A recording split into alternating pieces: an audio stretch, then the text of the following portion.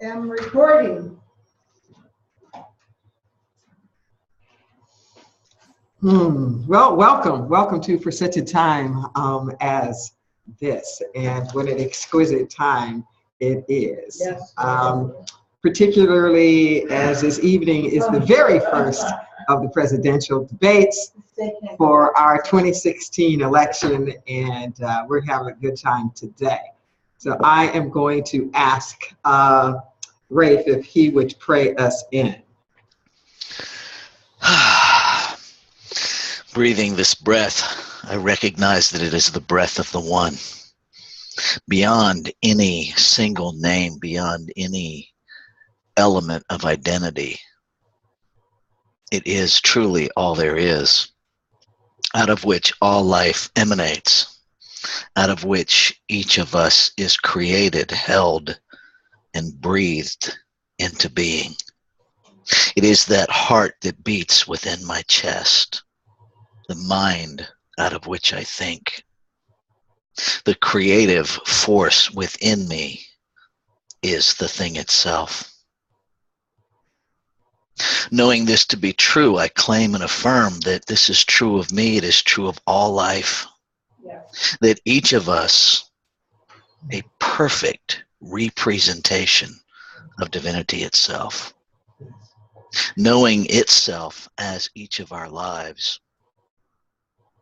And so in this truth, divinity is all that is present on this call. It's all that can be. And it is all that we see in the world beyond the appearance of anything else. At the core, at the essence, is always pure divinity. And so I hold precious this time of coming together so that we can relearn that, so that we can reapproach that in the truth that all is love, that all is divinity, returning to balance everything that is out of balance so that we live in that purity of truth. Grateful for Reverend Deborah and the amazing wisdom that she brings forth. Grateful for each of us for having the courage to go deeper, to own our stuff so that we can be a place where God truly shows up and is visible. And so in this gratitude, I release my word, which is the activity of love speaking as me. I let it go and I let it be. And so it is.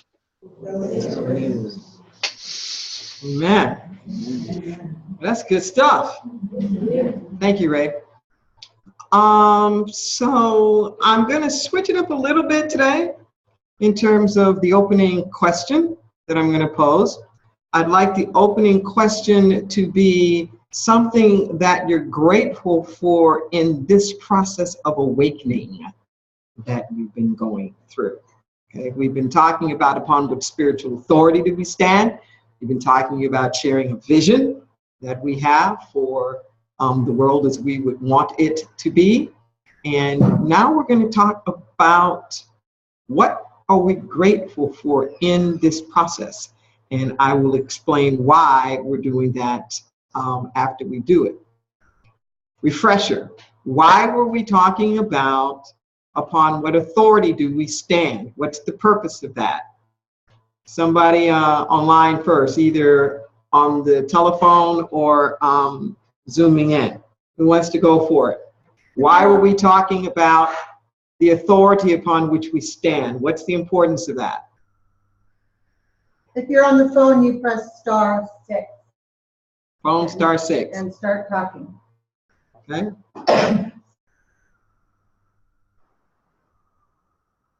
Radio? I can Hi, this is Marcia. Okay, Marcia, go. Hello. Hi. The first thing that just came to my mind, which is kind of crazy, but it is true for me, is it's like an antidepressant, that God is an antidepressant. And so starting these calls with this prayer is so uplifting that it's just the most beautiful context for holding all the rest of the difficult material. Okay. All right. Why else do we go over upon the authority which we stand? Why is it important to know that or to keep that fresh before you?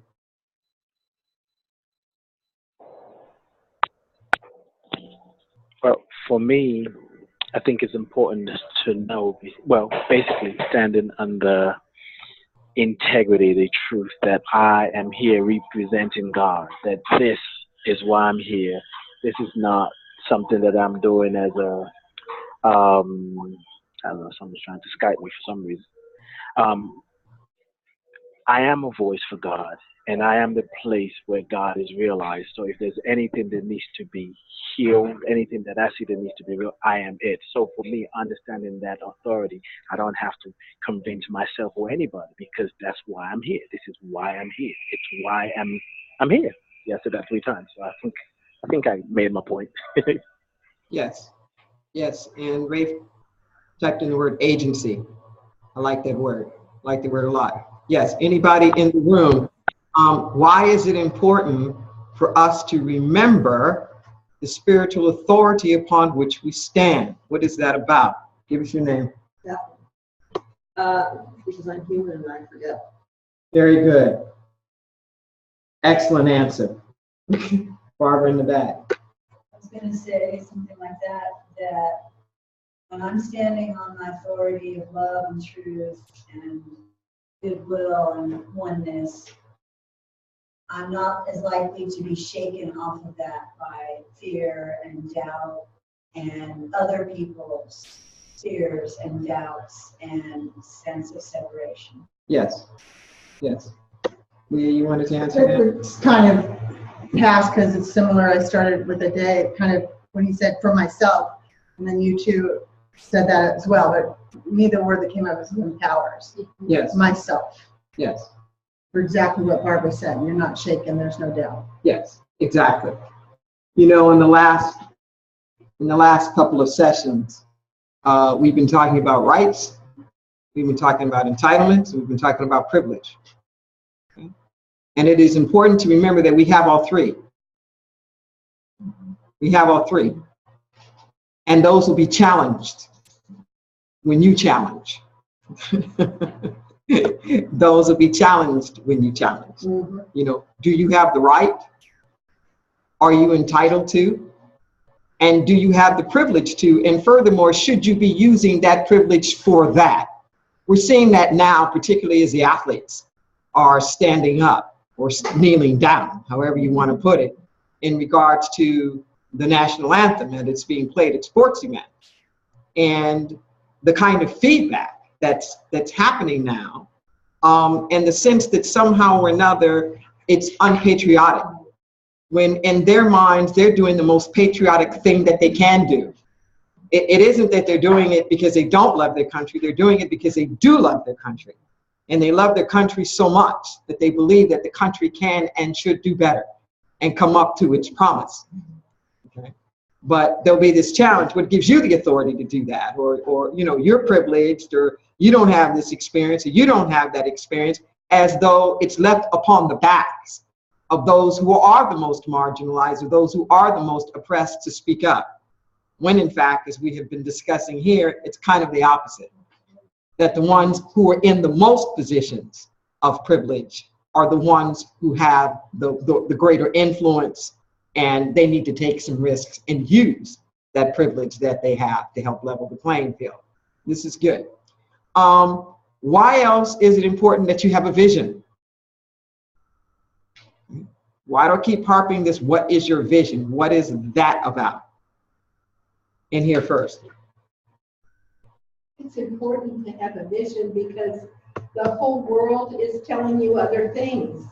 And if you don't have a vision, you will be distracted and you will not be focused on the true purpose in alignment with the Father, the Mother, the Creator. Okay, it's a good reason. What else? Anybody else in the room that has it? Selma? For me, also the portion that you have a vision of that this thing's about to come. When I was a little kid, we ever heard our grandmother pick up these days. Mm-hmm. And the days are here, and I'm glad I had a vision of something different that I could see like growing up as a child, that you have a vision of God, you know, that you are God, that God is a vision. Don't get afraid because you know what's happening. Yes. And I just want to be grateful and say thanks to you that you have brought out this to us to see. For me, I would say to see this in true form. Where I couldn't see it when I was growing up as a teenager and stuff. But now I see it. So that it's good to be honest. Like I told you, I've been ministering this whole weekend to people that's really afraid. And I'm listening and hold on, don't be afraid. Yeah, thank you. Yeah. Good. Martha. If I don't have a vision, then I'm moving in fear. Yes, exactly. Pain pushes. Pain pushes until vision pulls. Pain pushes until vision pulls. And it is extremely, extremely important that the work that you do is grounded in vision and not simply pain. Change does not happen then. It doesn't happen then. Something else has to come forth. If we were to take, for example, the things that have been happening now with the light being shown a lot more on the police state that has existed in African American communities for, decades on end. And there is such outrage. There's been outrage. Outrage isn't new. There have been, hell, the Watts riots in the 60s was over police brutality. Stonewall was over, the LGBT community was over police brutality. This is not new. But what's finally happening now is that people are starting to come up with a vision.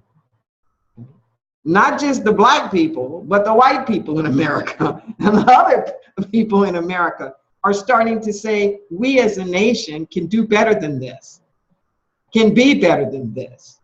The police are under our watch. We pay for them. This is not the protection that we want. Change doesn't start to happen until there is a vision that is put forth. Remember that exercise that we did several weeks or so ago, where you're given a list of hot topics, and what were the first two things to come out of your mind in those topics? And notice how many of us, including myself, the first things that I had to think of were negative. And pointing out that we are all conversation starters. And we're starting a conversation in our own head with the negative. That is reinforcing the stuff we say we don't want to see, like giving that our energy. Like, who gets to put the spin on it? And we've been learning here of what is it that we need to do to be able to stop with all the naysaying and come up with a vision. Did you want to say something on that? Yeah, that's a lot what I was thinking. It was funny because we were having this conversation last night at the dinner table with my 9-year-old, and he was asking about the debate tomorrow and who was I wanting to vote for. And he started to say things about Trump, and I was like, honey, you should think of the positive things that you want to say about somebody else rather than focusing on the negative, because that's not a reason. And then what came to me today was like your vision is a giant and in the conversation. Yes. With all the need, and we can do better. Exactly. And I believe in whatever your vision is. Exactly. Yeah. Yes, exactly. Because people will keep shooting those things at you, and this is possible. Yes, exactly. We don't want to get into spiritual bypass. We don't want to pretend like anything doesn't exist. It's the big and. Yeah. Okay, so what are you learning? What are some of the things that you're grateful for? Bite-sized soundbite of being in this process of awakening. I'm going to throw it open to the people online and on the telephone first. Something that you're grateful for in this process of awakening.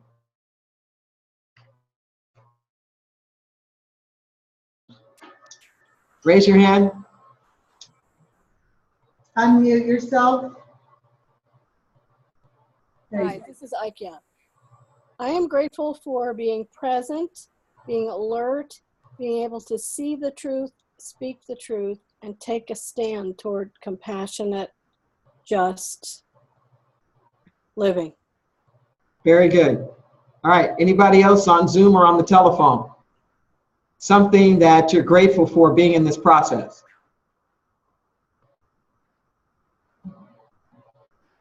I see, can you read what Ade says? Ade says, oops. My vision keeps me relating with people now in a different way. I relate with people with my vision in my mind, a world where diversity is respected and embraced. Good. Good. Anybody else online want to chime in what it is that you're learning in this process? Is that Elizabeth? Well, I have to agree that I'm grateful that I'm not a sheep. No, I'm not in there. Well, yeah. Hey, I gotta be frank. So I'm grateful that I have eyes to see and ears to hear.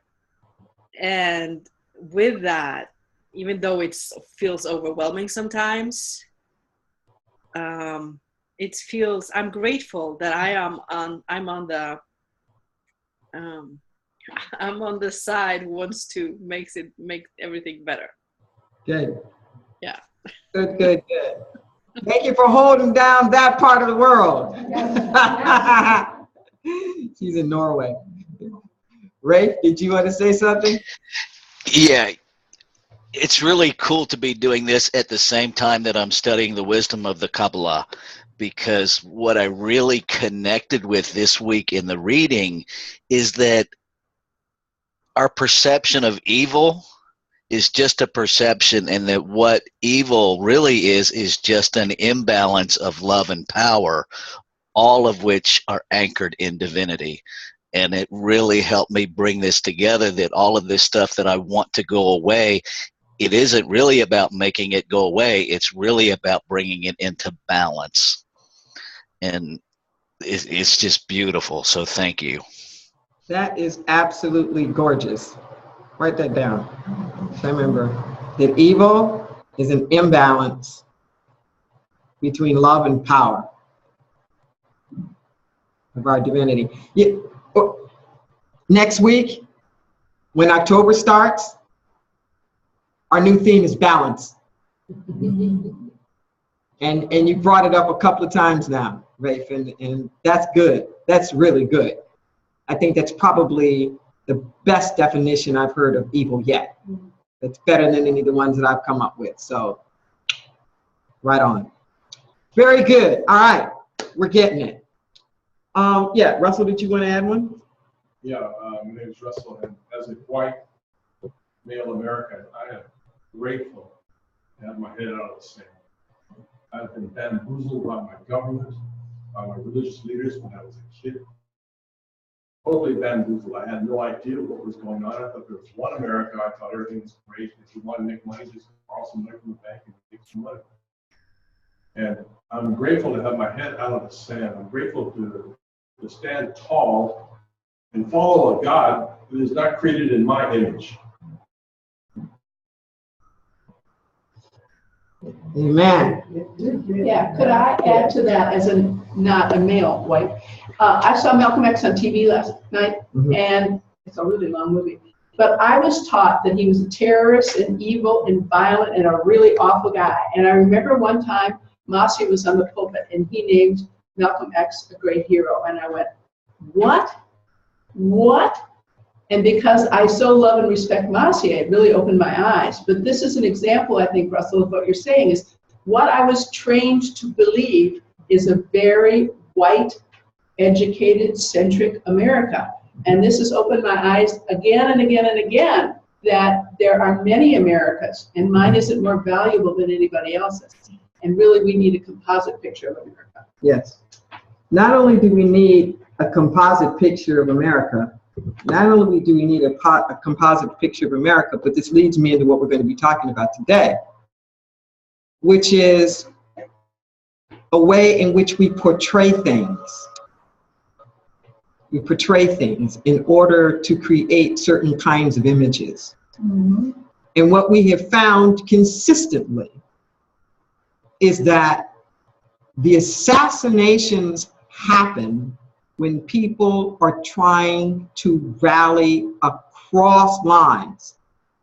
As long as you're in your lane, like as long as he was he was in with the Panthers, as long as he was in with the Nation of Islam, he wasn't that much of a threat. But he was ready to unite the Muslim world. He went to Mecca and had his great awakening and saw Muslims of all colors and all stripes. And he came back to the black Muslims in America and he said, I can't do this. He went to the Honorable Elijah Muhammad and said, I cannot do this anymore. I don't believe this. And he was starting to move in the direction of this broader humanitarian, global sense of Muslim.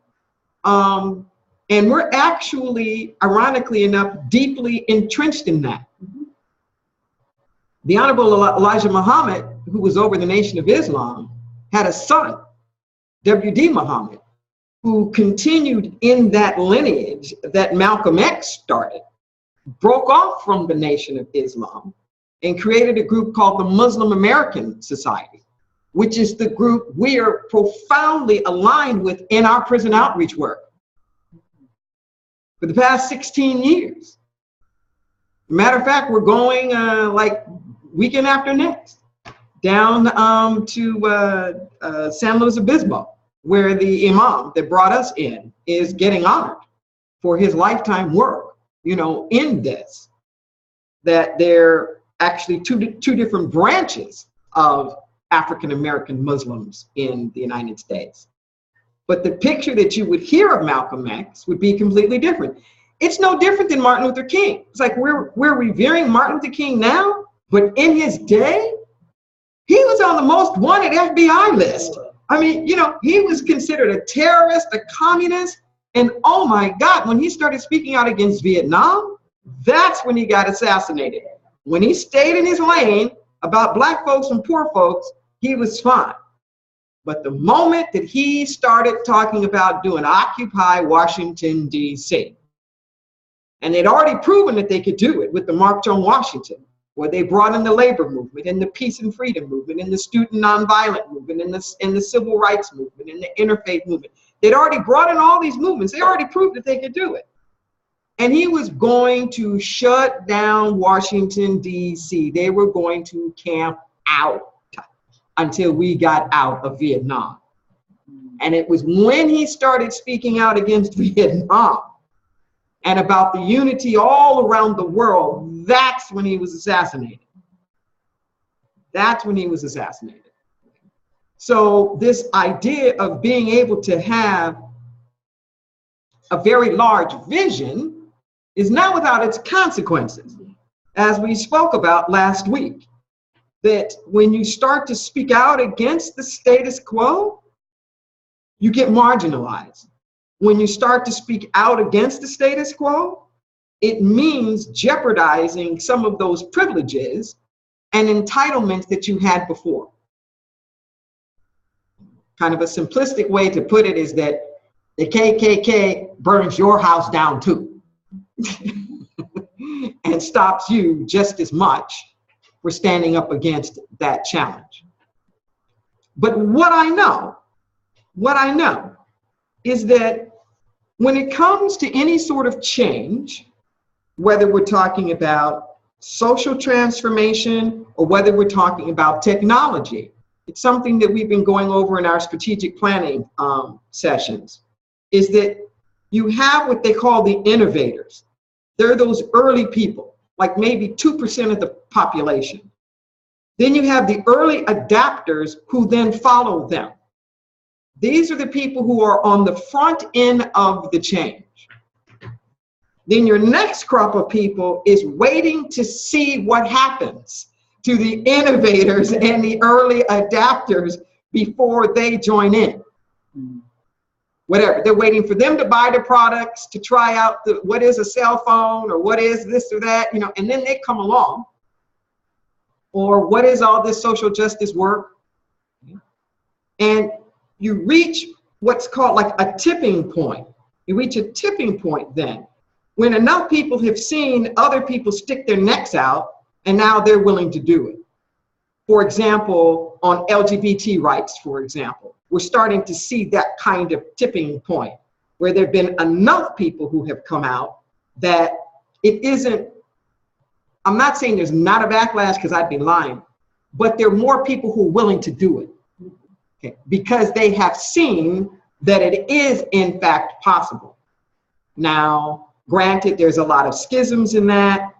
You know, you're not likely to have the top CEOs or the clergy or the top generals. You know, it's like you're probably not going to have those people willing to sacrifice as much of their privilege and entitlement. But I think you get a sense of what I'm saying, that there's enough change that happens that it starts a groundswell and more people are willing to join. But initially, those frontliners are marginalized. They're marginalized. They're considered kooks, those early scientists, those early innovators, you know, crazy Wright brothers trying to fly, you know, really whatever that is. And when you're in that forefront and you have the vision and you see, it can feel sometimes like you're out there all alone. But I know we're not the only dreamers. Yes. I know that. Yes. But you won't know it unless you flush them out with your vision. Vision flushes people out because it gives them a place to unite with you on. And challenges because oftentimes people haven't really heard an alternative. They've never really heard something else. Yes. Did you want to say something on that? No, I experienced that last week. Okay. All right. Did you want to say more? Or is that just it? Well, I could say. Okay. I'm Milo, and last week I had an opportunity for an entire week to stand in the larger vision. And not only did I get to see how absolutely beautiful I am, which is stunning beyond belief, to be able to be in the larger and see that, but by holding that vision out there and just allowing it to unfold, I got to watch 10 different women have ahas and step into that larger vision. And there was nothing negative. There was no forced change. That vision stands there so clearly right here. It pulled all 10 women in. Good. Very good. All right. So, can you pass this handout, please? Don't put it up yet. He's curious to hear your vision. My vision?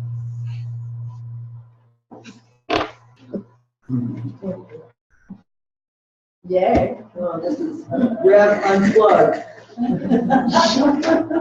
said that last week. I plead the fifth right now.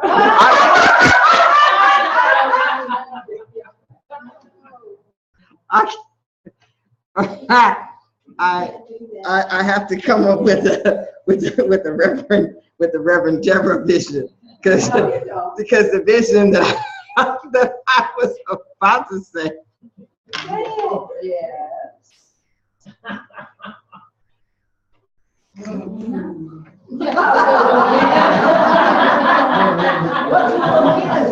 We're asking the wrong question.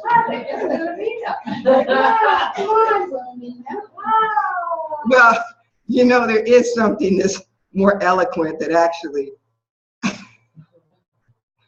might sound more affirmative, but the first thought out of my mind is that my vision is that people would just wake the fuck up.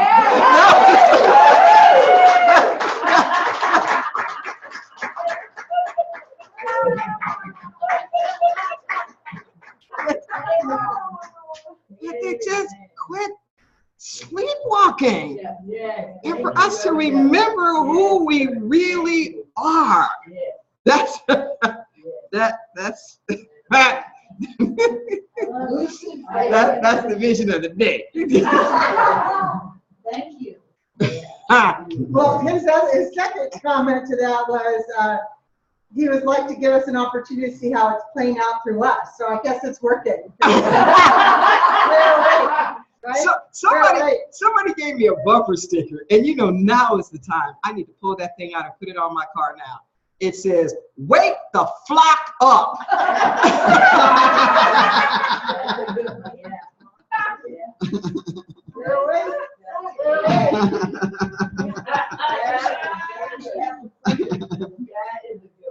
It is going on my car tonight. I know exactly where it is for such a time as this. So there are a few things that we want to go over today. One is this notion of the victim, villain, hero triangle. I can send you some handout information about it, but what it basically boils down to is this construct. No, that's too small of a word. It is a worldview paradigm that we're in that gives the narration of almost anything that's going down in this construct of the victim, villain, and hero. It becomes a script. And the moment that you introduce one of these characters, the other ones have to be there.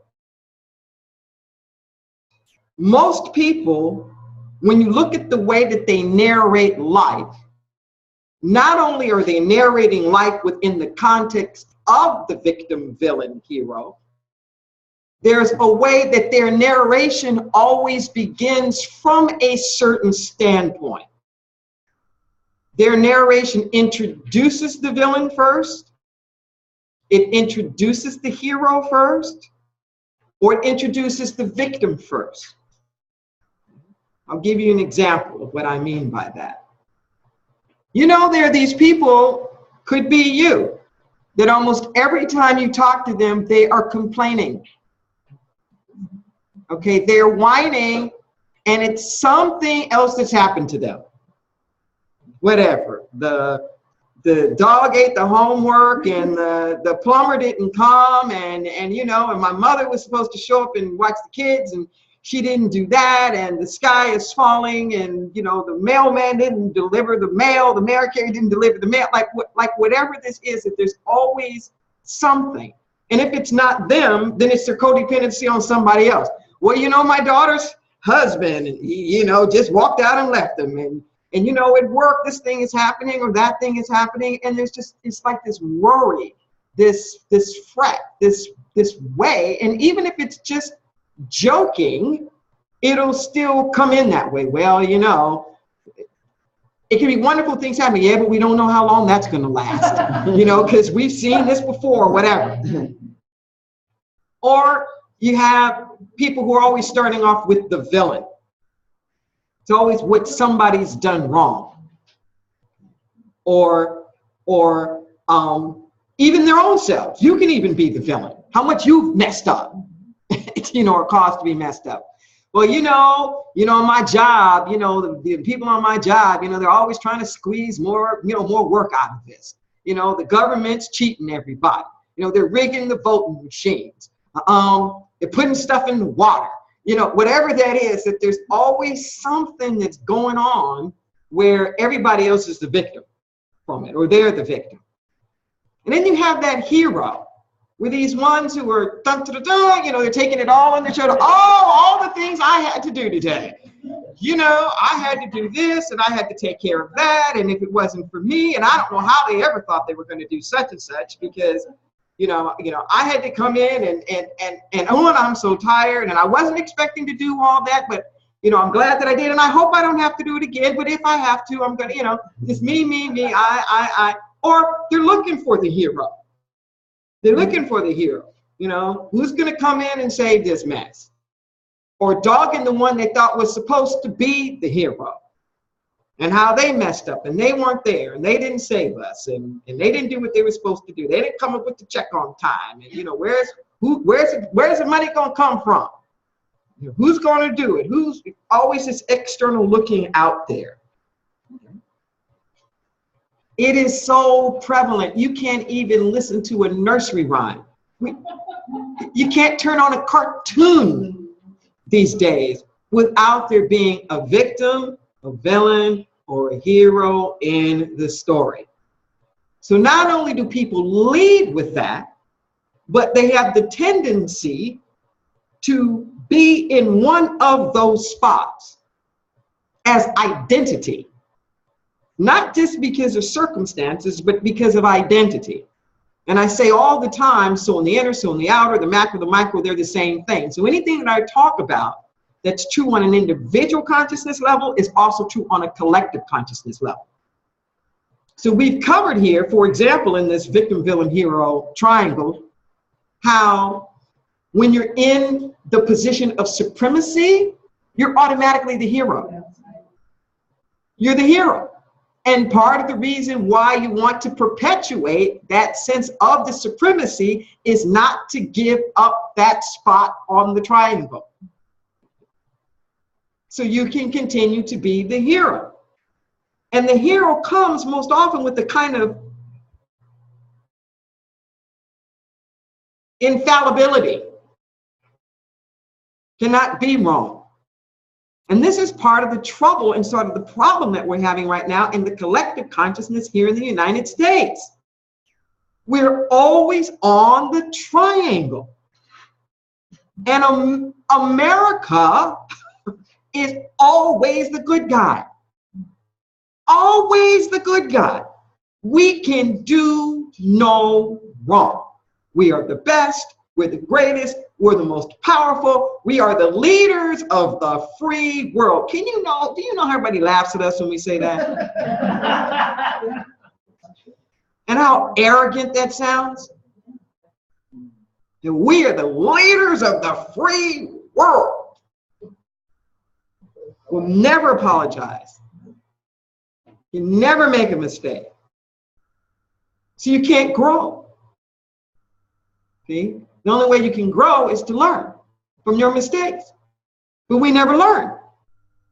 We can't say we learned, because to learn means that you didn't know it before. And because we had to know everything, how can you admit there was something you didn't already know? This is a problem. This is a problem. I remember hearing Marianne Williamson say once, she was talking about in regards to couples, she does a lot of relationship stuff. And I found that the same thing is true at the macro level too. She said, in couples, every conflict, every fight is a race to the spot of victim.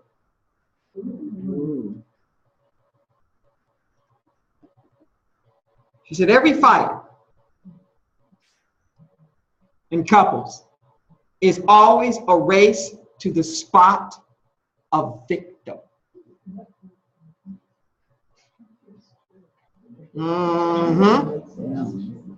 It is. It is. The same thing is true in international politics. It's a race to the spot of victim. Even if it's the projection of going to be the victim. That's what I just said. I've done conflict resolution professionally since my late teens, a long time in college. And even before then, but just not professionally.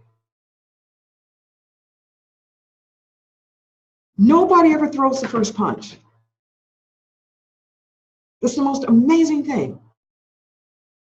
In all my years, big corporations, small organizations, couples counseling, whatever, nobody ever throws the first punch. No one ever thinks they started the fight. Everyone always believes that they are reacting and responding in self-defense.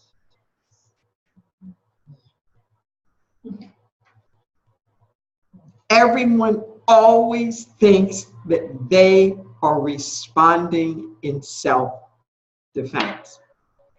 Even if it's proemptive or preemptive, which is this thing that the United States has really gotten into now. With its sense of being the hero, it's not even waiting till after the fact, but going in ahead of time and trying to control and manipulate the other governments or whatever it is that they're doing so that democracy isn't the victim or the United States isn't the victim, that somehow or another we got to get in there with our military and control everything ahead of time. It's still this interesting rationalization of like the self-defense. I'll bite you first. I'll punch you out first. I'll punch you before you punch me. But I'm still operating in self-defense.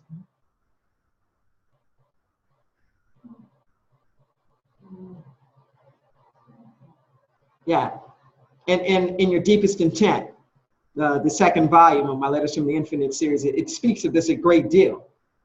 How we use our offensive techniques, our offensive weapons for defensive purposes. We actually defend ourselves by attacking. By attacking first. Does this make sense? Yes.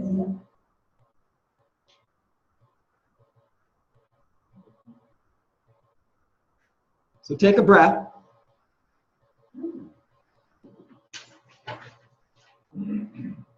Take another breath.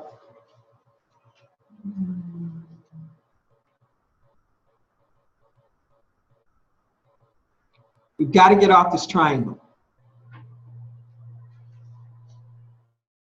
And if in doing this work, you keep the triangle going, you're not doing the work. You can't demonize, you can't villainize, nor can you rush in there and try to be the hero. You're just more part of the problem. And we're hearing this now big time in our political rhetoric, are we not? Yeah. People are wearing the heck out this triangle. I mean, wearing it out. I'm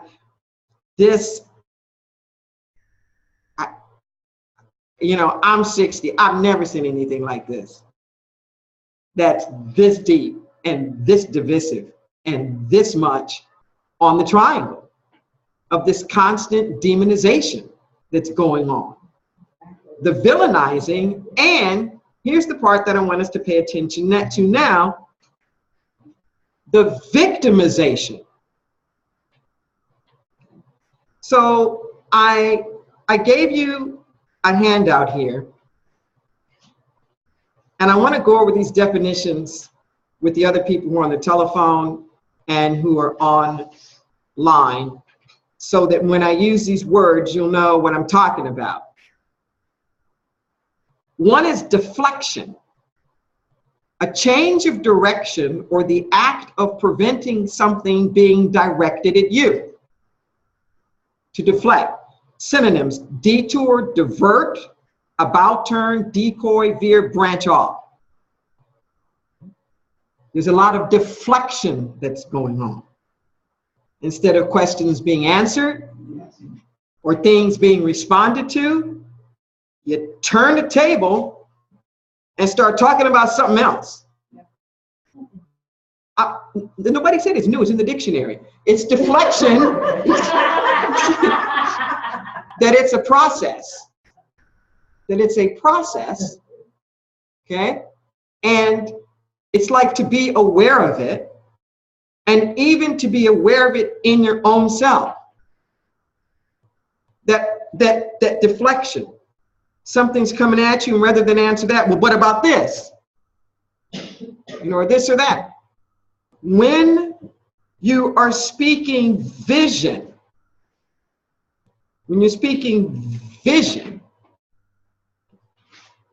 come at it from a place of infusing and elevating consciousness, not just deflecting.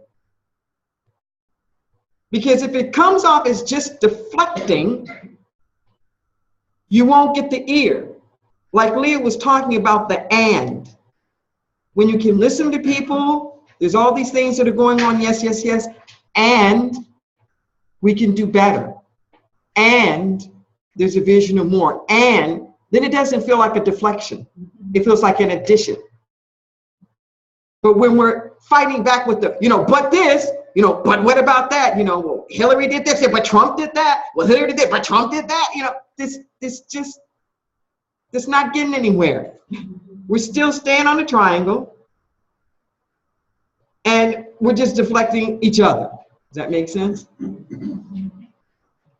Projection is the unconscious transfer of one's desires or motions to another person. So projection is when you are blind. You can't see it in yourself, but you're busy seeing it in everybody else. Remember, we talked a lot about this notion of cognitive dissonance? Do you remember that? How the mind can't hold things that appear to be in contradiction. So it has to do something with that. And when you are in that much denial about your own stuff, particularly your shadow stuff, then you project it onto other people. Listen to what I just said. Projection happens the most around the qualities and aspects of ourselves that we do not like. The parts of ourselves we haven't embraced, and the shadow sides. So we do not see it in ourselves, and we see it in other people. Okay? There are a lot of letters about this in your deepest intent, particularly in the back part. And I'm going to go out on the limb and say some stuff here that I don't get a chance to say.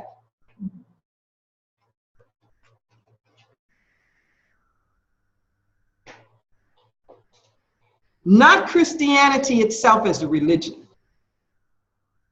but the doctrine of salvation is a doctrine of projection.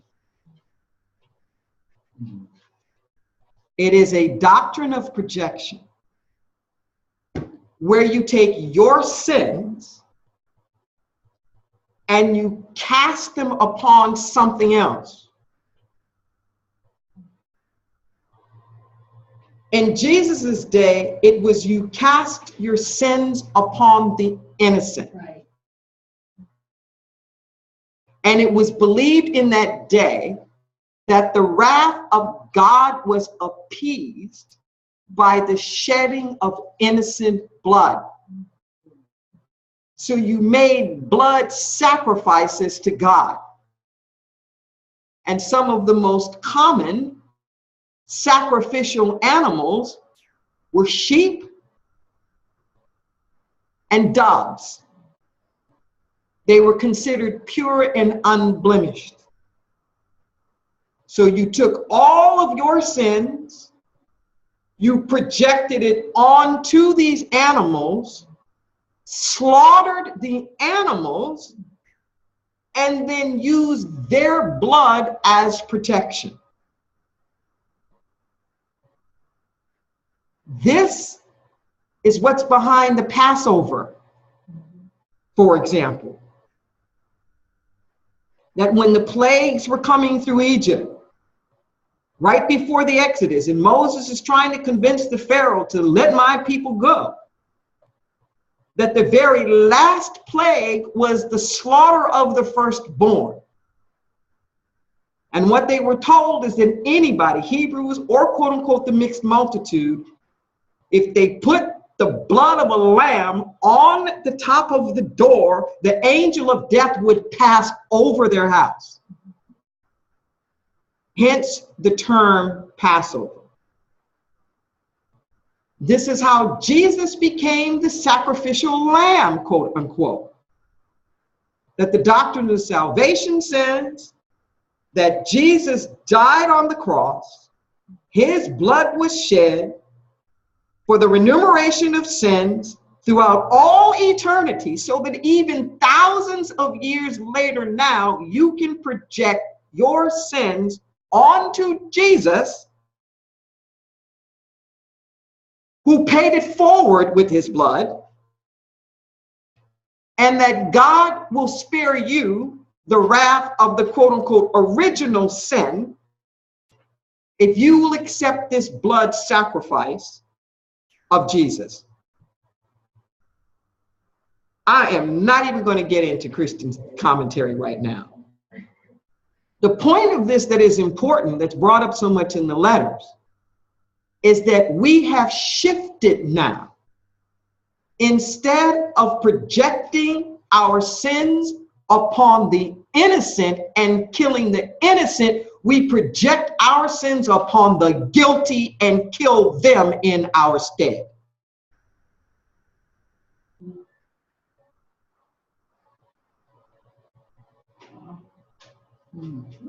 Breathe that in.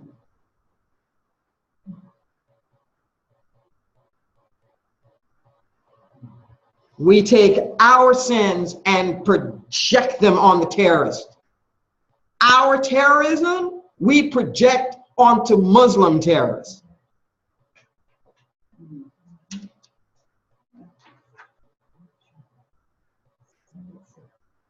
Our drug abuse and substance abuse and all the rest of that, we project it on African Americans.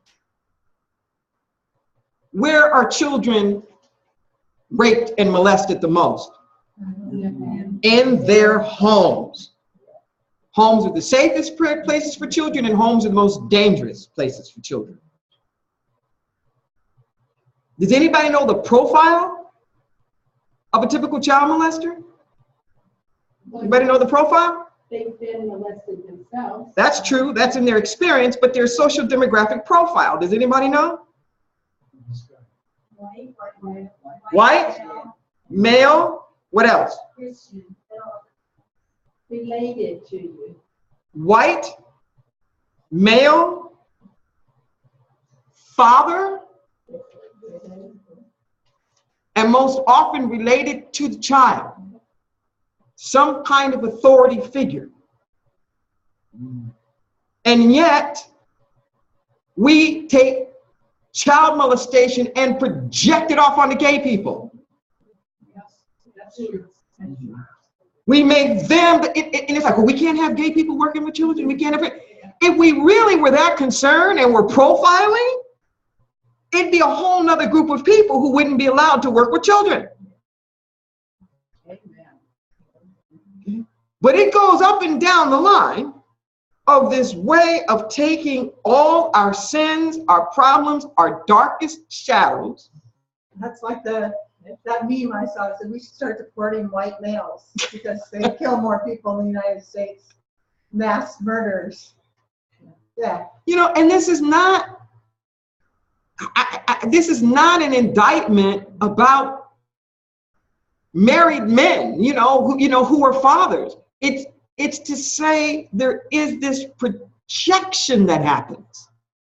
Okay, are you with me? Mm-hmm. And our theology now, this Judeo-Christian theology that we have now, is one of not only do we retaliate, which was the next one on there, harming someone because some kind of harm has come to us, the payback, the get even, the retribution, or whatever.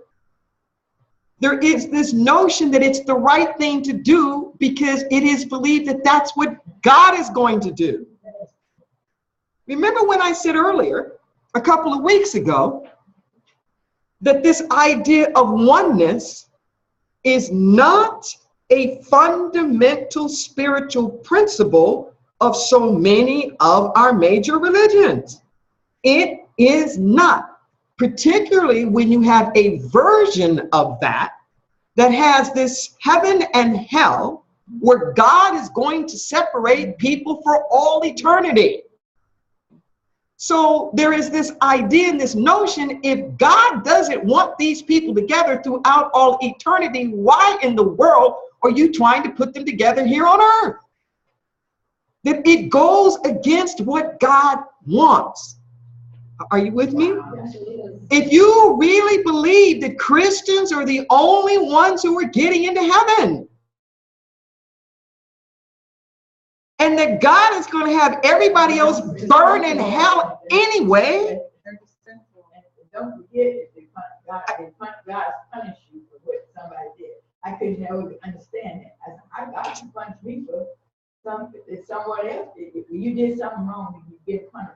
That's always in some of the southern. Well, it's because it's this notion of the collective that comes from the Judeo roots out of Christianity, of this idea that God is in a covenant with the people to follow God's commandments, and that God takes wrath upon the people for following or not following the commandment. So there's a lot of policing in that kind of consciousness that goes on to make certain that everybody is living up to par and doing whatever it is that they are supposed to do, because everybody is going to suffer. This notion that God's going to come through and take out the whole city, or God's going to come through and punish the whole nation. So it becomes this notion of this collective responsibility. Can you feel what I'm saying? This on my watch. On my watch. I cannot let certain things happen on my watch, and that it is contrary to God and contrary to the nature of God. Just breathe that in. Contrary to God and contrary to the nature of God.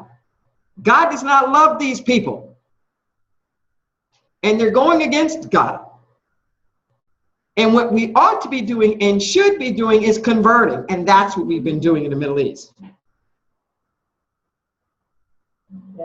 That's what we've been doing around the world. And that's part of the reason why everybody's pissed at us.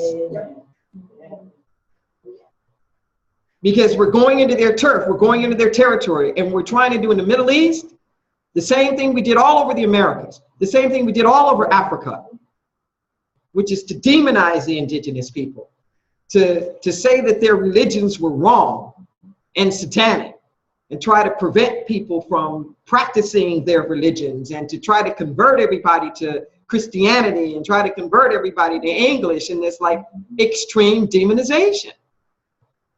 And it's going on now. Can you feel this? Can you see this? So breathe for a moment.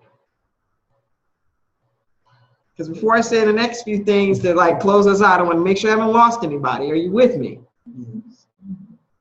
Anybody need clarifications? Are you with me? Okay. The other insidious piece of this, besides the deflection and the projection and the retaliation, is the revision. In the diversity world, we call it revisionist history. Revision. To reconsider and alter something in light of further evidence. Synonyms: to amend, to reconsider, to rewrite, to edit, to modify, to change, to correct.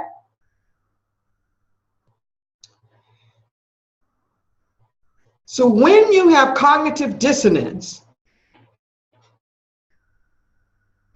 that prevents you from being able to be reflective. And then you put supremacy on top of that. And you put being the hero coupled with the supremacy.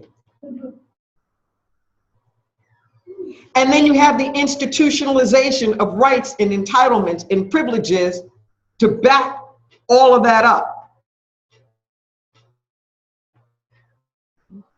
You get to control the spin. You get to control the story. This is what you were talking about earlier, Russell. Yes. Yes. Who gets to tell the story? Who gets to write the history books? And who gets to make who the hero? Who gets to make who the hero? Without ever any consideration of the other. We can take something simple like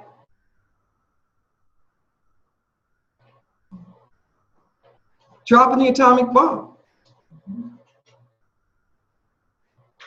You know, some people pronounce it Hiroshima. Some people say Hiroshima. We just had the anniversary of that not long ago. And it was so telling. I can't think of his name now. But the guy who was the chaplain for the Air Force group that did the bombing,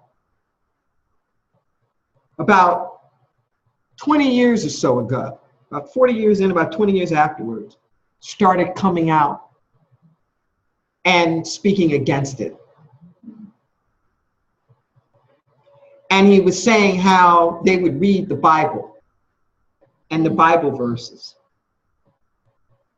and that on the side of the planes, they put murals of Jesus with a machine gun in his hand. Oh. Whoa, wow. Christian soldiers. Yeah. Onward, Christian soldiers. Exactly. And I love it in the sacred yes. Spirit voice just goes off. Said Jesus did not have soldiers, he had disciples. What is up with that? I mean, the Spirit voice actually said that. What is up with that? Exactly. But do we tell the story here in the United States? Do we tell the story of what it meant to drop an atomic bomb? And we did it again. That's the most barbaric part about it. Not even two back to back, but like 3 days apart. We did it again. And I say this not so much to try to demonize the United States for what we did in the World War II, but to say with this revisionist history and the projections is problematic. This is why everybody is so doggone afraid of the United States. This is why everybody else wants to have a nuclear weapon. Because we've been the only fools to drop it. And how can you, the ones who dropped atomic bombs, want to be the sole keeper of nuclear warfare? Exactly. What in the hell gives you the right to police? Can you see what I'm saying here? So it becomes this fight. Who's on the triangle? Who's the victim? Who's the villain? This projectionist stuff. So we keep trying to present ourselves, the United States, as the potential victim, when the rest of the world is mad at us for being the villain. And we're rewriting history. This revisionist history, where you rewrite yourself out as the bad guy and you're the good guy. This is addiction speak. This is what you do with addictive behavior. When you're blind and you can't make amends, this is called denial. you come up with all kind of reasons to justify your behavior and why it was actually good. Give it to Catherine. I don't know if you've seen Michael Moore's film, but in it he talks about in Germany, they don't teach revisionist World War II. They teach, we did this because it's the only way we can heal. Exactly. It's the The only way that we can heal. Exactly. And this country will never heal until we start Bingo. telling the truth. Bingo. We can start with being American. That's why, exactly. That's why we got, that's why we have to do this. And we have an opportunity right now with the You don't even see pipeline. that on the news. The pipeline, the whole, It's not happening. They cut it out. the whole truth and reconciliation process in North Africa Yes, brilliant. was brilliant about this. They basically explained we can't move forward until we own what we've done. That everybody had to get it out. America is a pimple trying to break. And this is the division that you find right now between people who are willing to blow the whistle and say, look, let's just look at this stuff. Let's just deal with it so that we can heal. And the people for whom it is too much pain. This revisionist history, it is so much a part of our culture.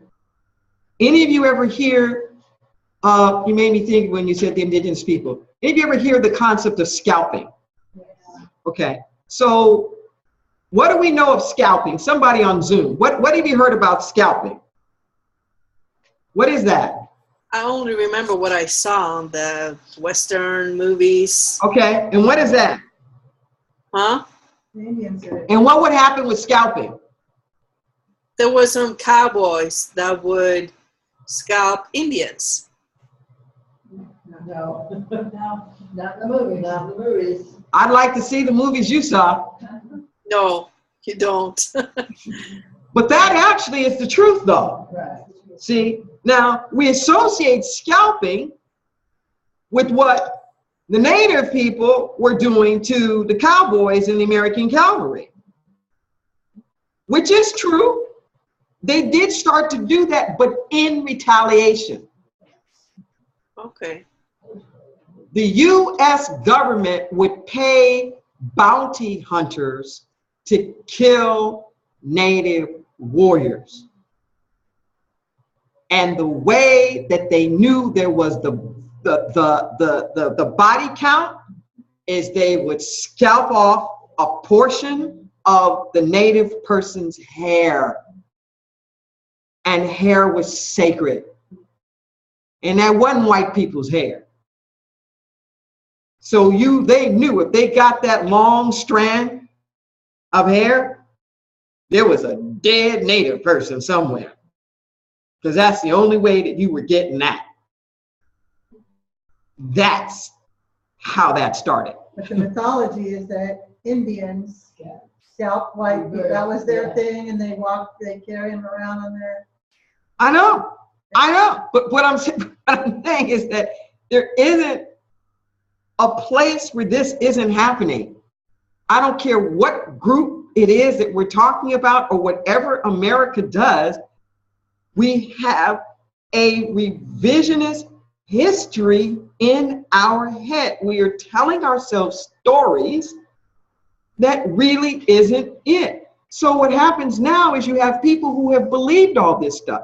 Even this revisionist history now, like about immigration. It's like, oh my God, are you kidding me? If you were to hear the rhetoric, you would think that white people were like indigenous. Really? You would think that like white Christians were the original people living here. And that all these immigrants who are coming in are making the nation worse. And they have no right to come in here and invade this. Remember the projection? Yeah. All of it. Projection, deflection, it's all of it. It's the revision. It's like all of it all together. Well, and it's like With all of their ancestors. were immigrants. Yeah, it's just like in Texas, Texas is the one that writes, a lot of people don't know Texas is the one that writes the history. It's the good old Texas. A lot of the history books A lot of come from people don't know that. That's who writing that. A lot of people do not. Yeah, it's like, Mexicans are all immigrants. Yeah. Like, hello. Hello.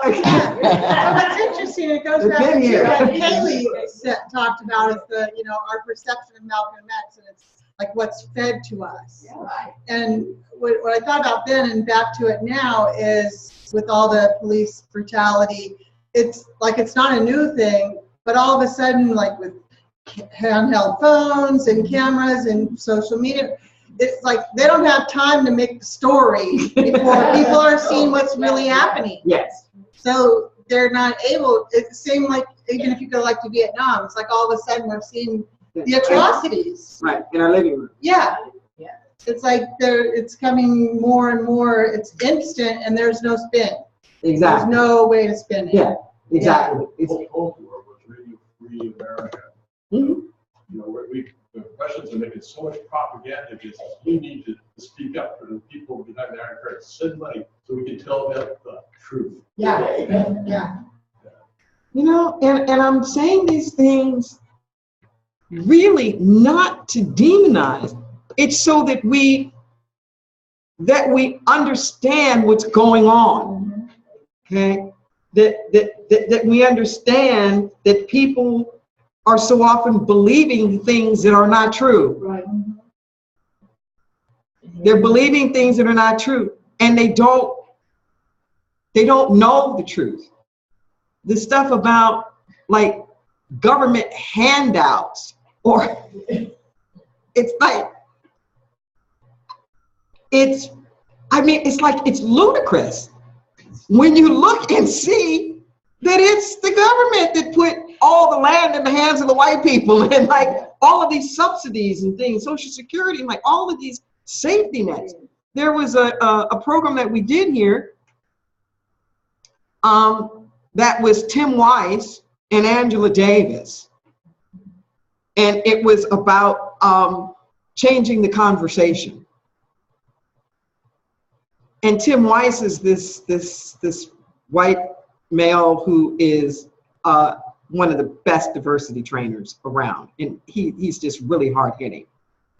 And he was talking about what's happened in America and with our economy, and how we have whittled away and taken away so many of the social safety nets economically that had been put in place to hold people up.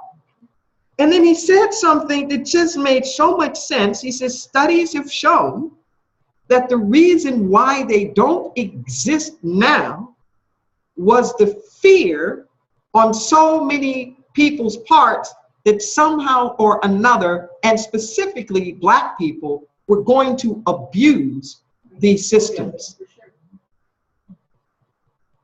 So it's like nobody has it now, to make sure that some people don't get it. And we're doing similar things now, where public education.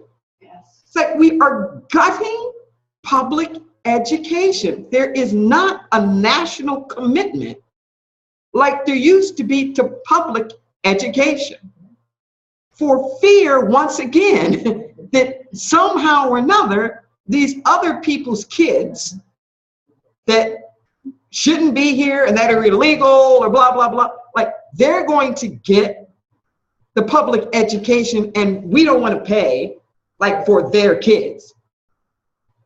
And we're cutting our own selves off at the knees and getting further and further behind in global competition. Yes. With our test scores, and the businesses can't come to us. I remember there was the most interesting conversation that I had. It was at an NAACP banquet here in Santa Cruz. And I sat next to this other African-American woman who was a military recruiter. And I had a conversation with her. I was honest that I was a little bit disturbed by some laws that had pretty recent then that allow the military to come on campus and recruit 15 and 16-year-olds without their parents' knowledge. And the schools are supposed to provide the military with the telephone numbers and whatnot, and the school can lose money, federal funds, if they do not provide the military with contact to the kids. What I had learned is that parents did have the right to opt out, but few knew that they had that right. So I was challenging her on this. Like, don't you think 15 and 16 is like a little bit early? And her response, I won't forget. She says, no, it's not. She said, we want the kids that Stanford's getting. We want the kids that are going to college. She says, by the time they get to be seniors in high school, it's too late. They've already made up their decisions. They have their scholarships. It's already basically in the bag. And what she explained was that in this volunteer army that we have now, that the reading scores and the kind of academic achievement level, generally speaking, of the ones that were entering into the armed forces wasn't sophisticated enough for the kinds of technologies and whatnot that the military is coming out with. So that they were trying to get to whatever, the engineers, the scholars, like these ones early on. Isn't that, it made sense? Sure. Yeah, and I worked for Lockheed Martin. Mm-hmm. That's working for Lockheed Martin. That's who they got. If you go to Lockheed Martin, that's who they went after. Mm-hmm. And then they paid them little or nothing. Mm-hmm. They paid them little or nothing. Then when the kids got in there to see how much they wanted their brain, but they weren't paying them enough for their brains. Right. A lot of them is opting out of that program. They get there and they say, okay, this is not good enough. But they're exactly what that lady told you, exactly what I seen myself. Yeah, that's true. And they were coming up to the base, and they were the 25. They were coming up from Stanford, Berkeley, UCLA. They were that. Yes. They were that part, and a lot of people don't know. A lot of it, some of us at UCSC that have worked for some that work for something else, just doing studies. Yes. And a lot of people don't know that here. Yes. And it's everybody looked at me and said, hey, and a lot going on here you don't know about. Yes, it is. And it has rippling effects. Yes. Because people aren't being told the truth. Yes.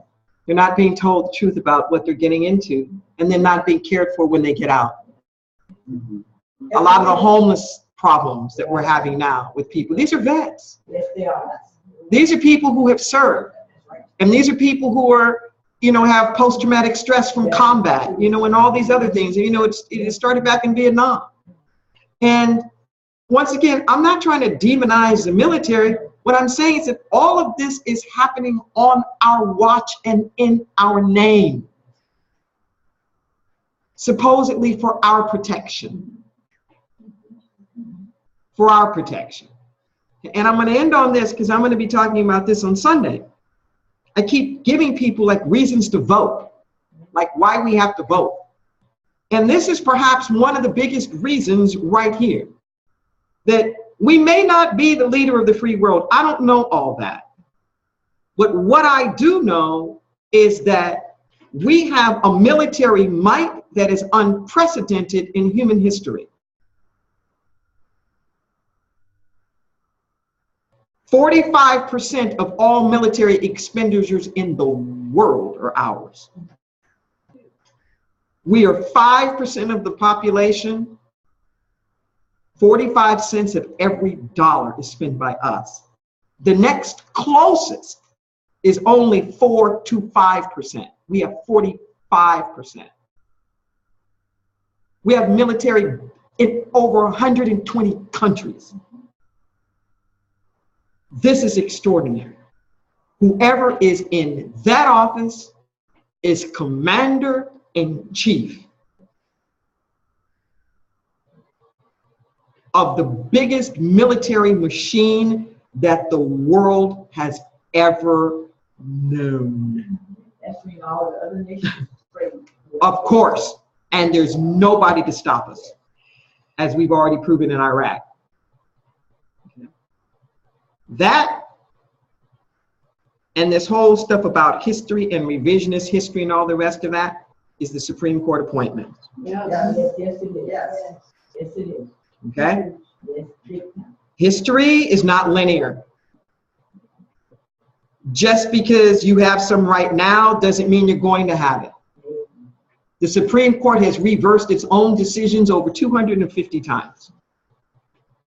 Reversed its own decisions. The president nominates a Supreme Court justice. They get vetted. They have to be approved by Congress for life. Life. So we're talking like 40, 50 years. Just let that sink in for a moment. 40 to 50 years. And this court is at an impasse.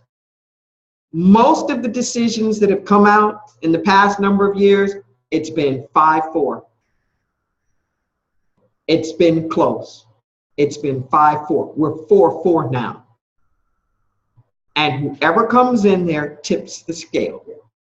I mean, everything from legal abortion to marriage equality, civil rights, voting, corporate voice,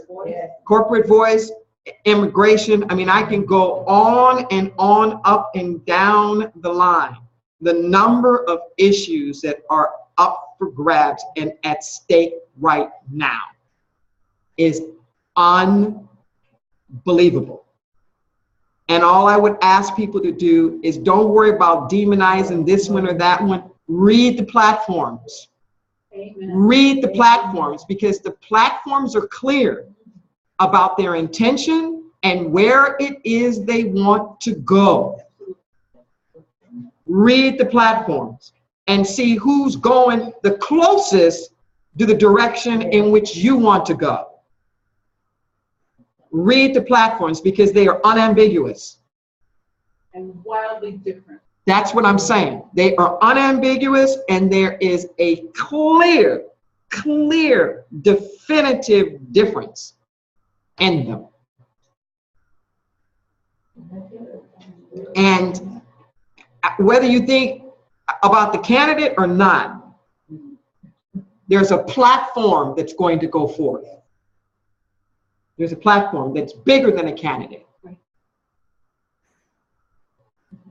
And I think a lot of the people who are saying they're not going to vote are assuming that certain things that are in place now are going to stay.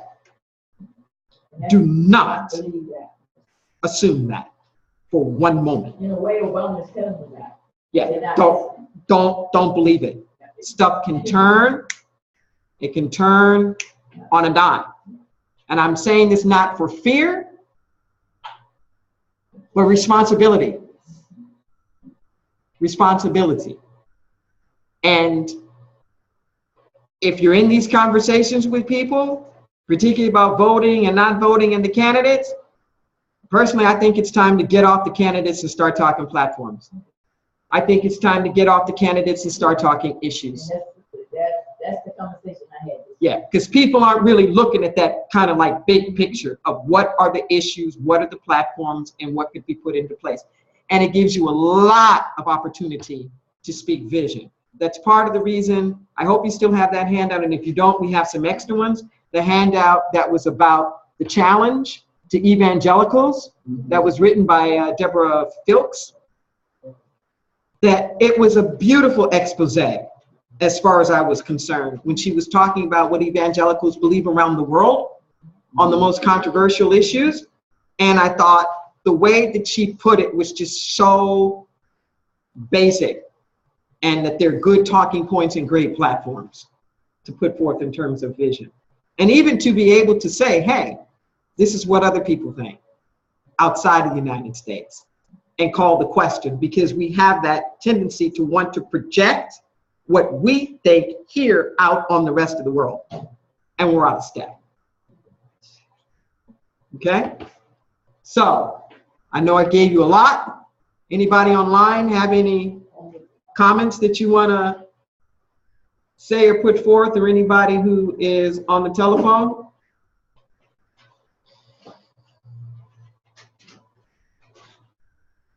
So Elizabeth speaking. Unmute yourself, Elizabeth. I'm like talking to Adair and say, Adair, you just go ahead because I see he's chewing so bad on something. But okay. I'm thinking, oh my God, how are we for this world? And oh my God. And oh my God, it can all turn. This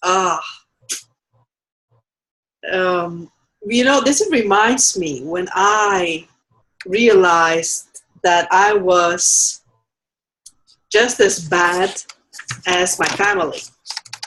When I first saw that, I was devastated. And I was thinking, oh my God, I'm so fucked. And I was, so to speak. And then it was like, okay, you got two choices.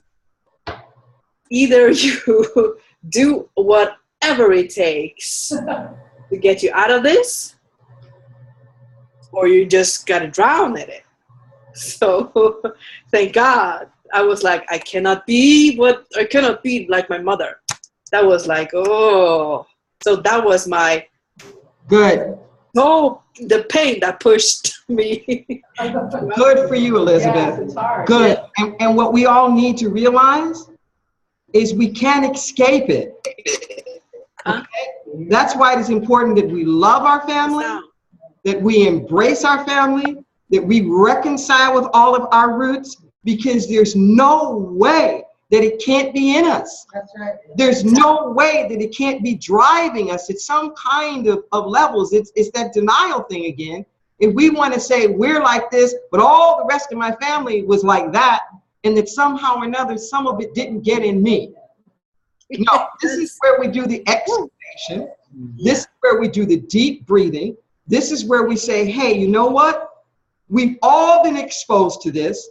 Let's just cough it up, deal with it, look at it, so we can move. Yeah, and I was determined to turn every rock, to clear out everything, and like, okay. So at the end, no one's going to believe that I could even be related to them. Good, good, good, good. We all have our places of it. Anybody in here that hasn't been speaking up want to say something as we close out here? Yes, please. My name is Russell also. Yeah, T. Russell, yeah. And I have been aware of the blame shame game for a long time. And the way I have fought it is by remembering that when you point the finger, there's always three fingers pointing back at you. Yes. What I take away from today is the question that I will ask myself for as long as I can remember it. Who have I scalped today? Wow. That's a good one. That's deep. That's a good one. Yes. Thank you for saying that. You know, we're all in it together. Yes. You know, you've heard me say things about, white males or whatever. Those are my ancestors. I can name them. I can tell you exactly who they are. But it isn't like a them or they or, it's like we're all in this together. We're all related, and there's good that's come out of that. It's not like one group or one race is all bad, or negative. When you look at the contributions that have come forth, it's just extraordinary. The advancement in technologies and stuff that's not like no one group of people that's all bad. No. But we got to get out of denial and be willing to look at the whole picture. Thank you for saying that. Last comment. Everything that you talked about today, what kept running through my mind is, so what else is new? What else is new? And the other thing that kept running through my mind is like, are we ever going to get, come out of our 5-year-old mentality, our 5-year-old attitude? Well, he started it, or she did it first. Are we ever? That's what I said earlier. When are we gonna wake up? But what I want you to do with this, though, and this really will be the end, is that let's not be in judgment. If you're in this work, you have to be in it for the long haul. Okay, the way that I survive this is I think of it as literacy. It's like social justice or diversity literacy. The only way that people learn to read is one at a time. And if you want a literate nation, there have to be teachers all over the place, always teaching. Some people are in kindergarten. Some people are at graduate level. The conversation's not always at the same place, but don't be disheartened that there's always another group of kindergartners. Don't be like, well, God, we went through that in the 70s. We went through that in the 80s. Yes, and there are new people now. There are people who are just joining the conversation now. I'm not saying that you have to be, but if this is what you choose to be, don't be mad. It's like when the teacher's ready, the student will appear, and when the student is ready, the teacher will appear. If you've chosen to be one of these light bearers, don't be mad at people for being in the dark. Don't be mad at that. Turn the flashlight on. Turn the flashlight on and be grateful. The message here now is that there is a window, and I don't know how long this window is going to stay open, but right now there is a window for introspection. Hopefully it's a wormhole that will catapult us to the next galaxy out of this. But stay engaged and breathe through the debate tonight. Pray and breathe. Okay? Yes. Let's stand. Pray and breathe. Pray, breathe.